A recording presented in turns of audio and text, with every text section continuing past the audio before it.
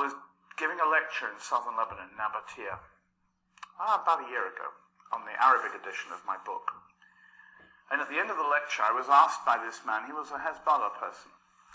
He said to me, "Mr. Robert, I want to ask you as an Englishman, what is the future of Lebanon?" And I said to him, Lebanon will never have a future as long as you ask Englishmen what the future is. You've got to stop asking Tehran and London and Paris and Washington and Tel Aviv what the future is.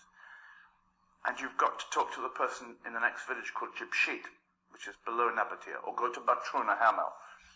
And if you ask them, you will know what the future of Lebanon is and you'll have peace.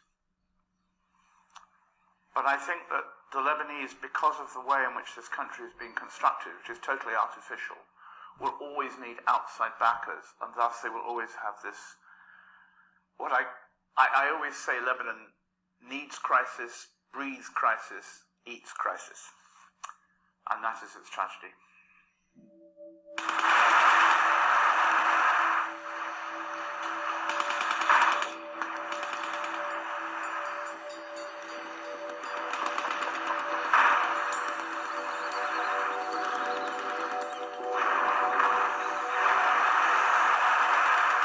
Never calm in Lebanon.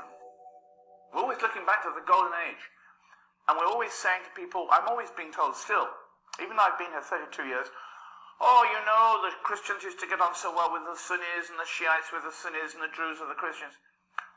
And if you actually, what I've done in the past, go back to the various villages, they didn't get on that well. They lived in cooperation but mutual suspicion.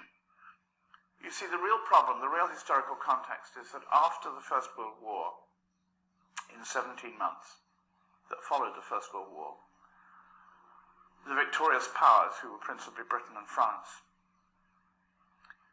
built and constructed Northern Ireland, Yugoslavia, and most of the Middle East. I've spent my entire professional career watching the people in these borders burn.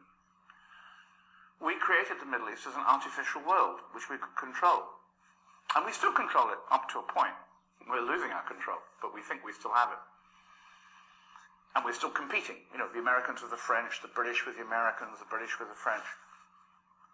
But we created a sectarian society, deliberately, so that everyone would fear everyone else and look to London or Paris or Washington for protection.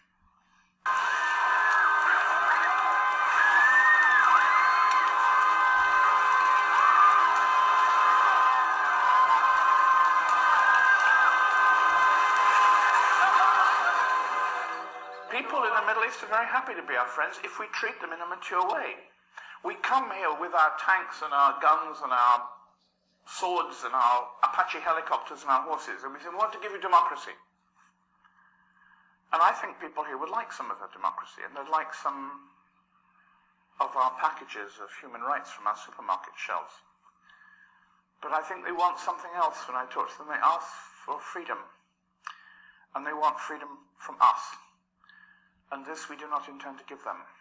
And that is the problem. We will not leave. And as long as we stay here, we will be in a state of perpetual war. And every time this part of the world strikes back at us, we will call them terrorists, and we will stay. And what is happening in Afghanistan, in Pakistan, Afghanistan, in Iraq, in Gaza, in Lebanon, is a massive human tragedy. And we treat it like it's a football match.